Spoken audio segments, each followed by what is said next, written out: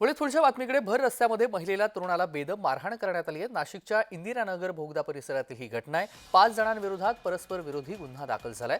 शरद पवार गटाशी संबंधित राजकीय नेत्यांच्या नातेवाईकांचा यामध्ये समावेश असल्याची माहिती आहे। भर रस्त्यामध्ये एका महिलेला आणि तरुणाला बेदम मारहाण केल्याचा हा व्हिडिओ आता व्हायरल झालाय। नाशिकच्या इंदिरानगर भोगदा परिसरातील घटनेचा हा व्हिडिओ आहे।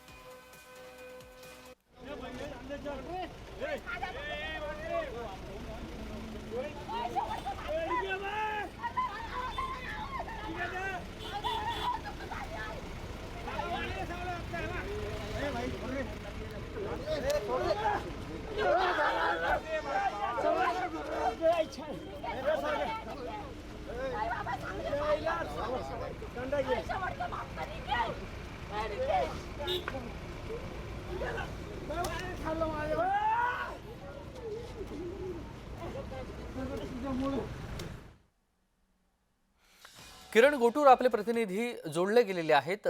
किरण, अतिशय संतापजनक आणि धक्कादायक हा प्रकार घडलेला आहे।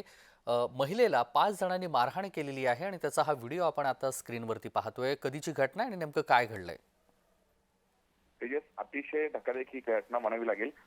पर्व दिवशीची ही घटना आहे अशा पद्धतीची प्राथमिक माहिती आहे आणि आता तो व्हिडिओ जो आहे सोशल मीडियावरती व्हायरल होतो। नाशिकच्या इंदिरानगर बोगदा परिसरामध्ये ही संपूर्णपणे घटना घडलेली आहे। त्या मारहाणीचं कारण मात्र अद्याप कळू शकलेलं नाही, पण एका महिलेला आणि तरुणाला 2 जणांकडनं मारहाण होत असताना हा संपूर्णपणे व्हिडिओ आहे। या सगळ्या घटनेनंतर नाशिकच्या मुंबई नाका पोलीस ठाण्यामध्ये परस्पर विरोधात जे गुन्हा आहे ते दाखल करण्यात आलेला आहे आणि या सगळ्या प्रकरणाची अधिक चौकशी पोलीस करताना बघायला मिळते। पोलिसांनी आतापर्यंत प्राथमिक चौकशीमधून काय निष्पन्न केलेलं आहे? 5 जणांविरोधात गुन्हा दाखल झालेला आहे, मात्र अजून काही या संपूर्ण घटनेमध्ये समावेश असू शकतो का? पोलिसांच्या तपासातून काही माहिती समोर आली आहे?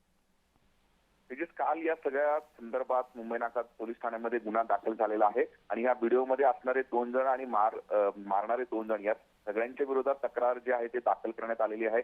आता नेमकं हे मारण कशामुळे झालं, काय कारण काय होतं हे मात्र अद्याप कळू शकलेलं नाहीये। काल गुन्हा दाखल झाल्यानंतर या सगळ्या प्रकरणाची चौकशी जी आहे ते नाशिक पोलीस करताना बघायला मिळतात। अगदी धन्यवाद किरण, आपण दिलेल्या सविस्तर माहितीसाठी। बातमी संदर्भातले अपडेट जाणून घेऊ।